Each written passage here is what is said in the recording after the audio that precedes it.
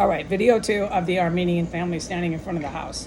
So at the point in time when there's no more gas, I go back in my room, I get my bag of litter, cat litter, it's clean, the boxes are clean. I go downstairs, I'm like, no Mexican armed forces, those fucking assholes are poisoning me. I'm pissed, I'm grumpy, I'm thinking about it, going downstairs. And I look out the window right in front of the house, right in front of 1509, right in front of my house, right in front of my living room where I'm standing. And there's a little girl who was about age 9, age 8. There's 2 women and 2 men. Both men are white. Okay, the bald man could have been maybe Jewish or Italian, but white. Okay, he's passing for white. He's at a baseball game passing for a white guy. And I wouldn't even think twice. It's some white guy, okay? The other one was definitely German or whiter. They're from America, all right? The woman that was, the other woman was like an Irish woman, longer, she looked like Irish mob to me. She had red hair, and she's in her mid-60s, so maybe it was dyed red, but she had blue eyes. I ID'd them. I had to make sure I got a look at every one of their faces. I could walk up and never forget the bald man, the brunette man, the Armenian woman's Armenian kid, or this woman who looked to me like she's Irish mob. So let me describe, because that is my job. And the reason why I'm doing this is because they can ID every one of the Iranian Russian generals who set up this place. They can ID every one of the Saudi Arabian agents. They know them. They could call them and say, hey, happy Thanksgiving. Hey, happy Valentine's Day. They know them. These agents I'm talking about, one of them dead. Trust me. I'm the only one living in this house. Don't forget it, what happened to everybody else here. All right. I'll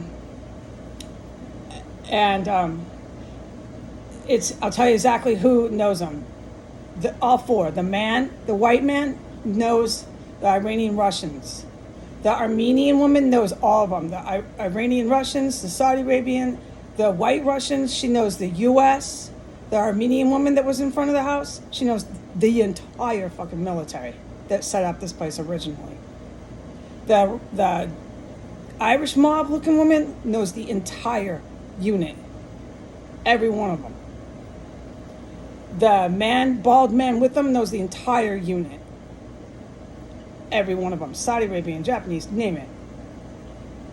By face, by name.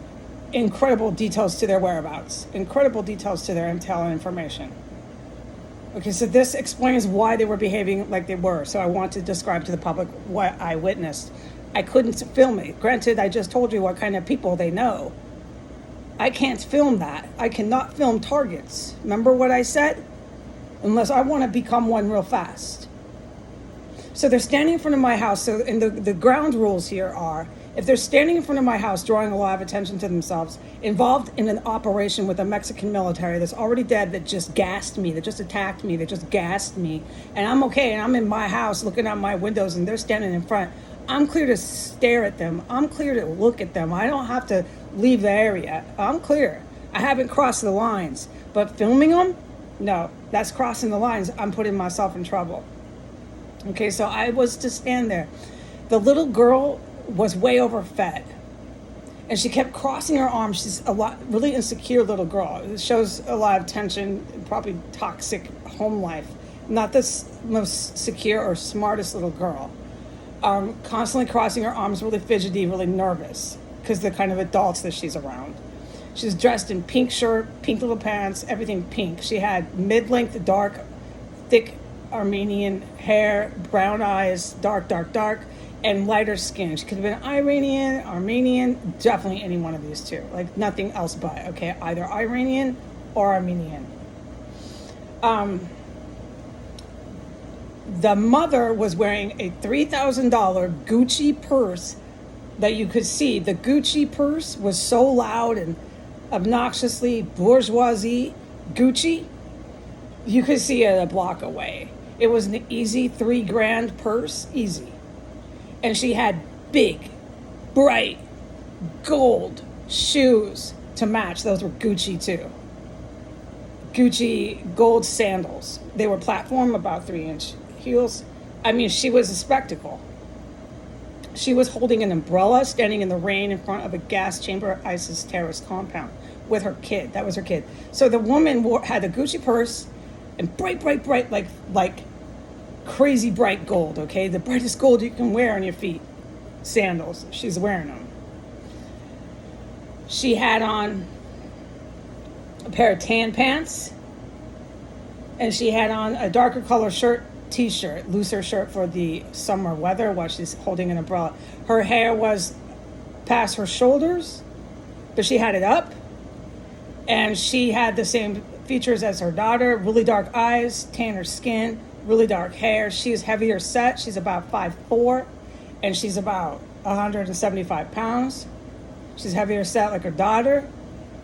And she wore optical lenses that are dark, like a black pair of solid optical lenses, and she had heavier black eyeshadow on and some sort of lipstick. Okay, so she's all dolled up, draped in Gucci, standing outside of the terrorist compound. Everybody's talking so loud. I knew what they were doing because one's in the back running its mouth, one's in the front running its mouth. All the Mexican military are fucking dead.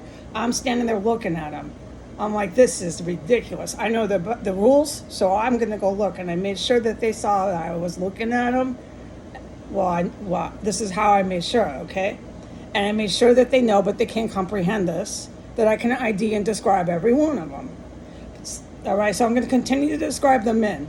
The man that was standing with the Armenian Iranian woman had a bald head. He looked Jewish. I described him, but he looks pretty white. At a baseball game, you'd pass him as white. He has a goatee. He's about 50-something years old. He's heavier set. He's a really big belly. He's wearing a T-shirt. It's like a tan color, and he's wearing a pair of blue shorts, like knee-length shorts, okay? Everybody's grasping their cell phones. The Armenian Iranian woman grasping a cell phone in her hand. The Jewish or whatever he was man grasping a cell phone in his hand. The male that he's with, let me just describe him. He's wearing a pair of some kind of longer pants. He's really big belly, big fat guy too.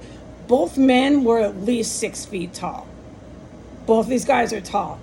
This other man is white, blue eyes, shaved his face, no facial hair, and has about 4-inch long grow out hair, like he had shaved it but is growing it out. One of these jock hairstyles, like about 4-inch long, is just kind of growing out with some gel. Okay, and the woman that I said was the Irish mob, that's what she looks like to me, was wearing a long black skirt, a long flowing black shirt, short sleeve. She also grasping a cell phone, and this woman had hair going past her boobs, which was curly and red, which is just a standard giveaway for her age and the group she's with as Irish mob. Okay, no optical lenses, a light little bit of lipstick and makeup. Okay, so there they are, okay? They're all standing in front of my window. All right, so they don't see me. I'm standing there. When I approached the window, they just shouldn't have seen me because I was crouched down so I could see them. I wasn't crouched down like I think I'm a platoon member. I was crouched down because there's shit in my way and I wanted to see them. And in order to do that, I had to crouch down. So I'm making sure, nonetheless, I get a clear description of these people standing in front of my house involved in an op to poison me and who knows what else. All right, so every one of them's holding a phone. Every one of them's on the phone. Every one of the adults had a phone in their hand, just clasping it as hard as they could. And when they saw me, they did. Like, that's interesting, right? Because as preoccupied as they were with yelling as loud as possible in front of my house to one another, I'm surprised they noticed me, but they all whiplashed like this. Everyone. It was like dominoes, looked right at me. Okay, and when they did, they got louder. And then both of the men started saying, crazy, she's crazy. They started hackling me from outside on the sidewalk. Quote unquote, she's crazy. Crazy. Okay, so those statements, I'm not making it up, verbatim stated, were then made once they saw me. And I'm like, okay, I'm crazy. I survived this, guys. Nice, thanks a lot. I'm standing here in rags. I'm looking at you in Gucci. Okay, call me names. I couldn't believe they had a kid with them, but okay, call me crazy. They're all, once they see me, they grab and squeeze those phones even harder. They start looking at them and looking at them. And they can't. They're like constantly, every few seconds, looking at their phone. And no, I can tell they're bringing so much attention to their cell phones, all three of them, the two men and the Irish mob lady. They're bringing so much attention to their phones that I'm like looking at them and watching them all. And I'm like, okay, nobody's texting them. Because obviously they're waiting for somebody. You can tell, okay? So nobody's texting this group or contacting this group, but they keep looking frantically when they see me. They continue to stand outside in front of my house for a good 3 minutes, just hollering. Ha ha ha ha ha, she's crazy. Ha ha, crazy. That suddenly arose when I was out there in front of them, in my own house, looking at them. And they're just hollering, and then they all move.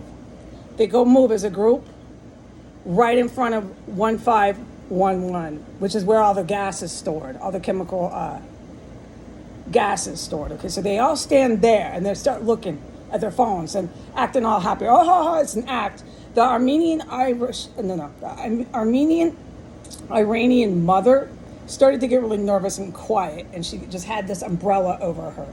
She realizes nobody's contacting her on her phones. She realizes I'm standing there watching her.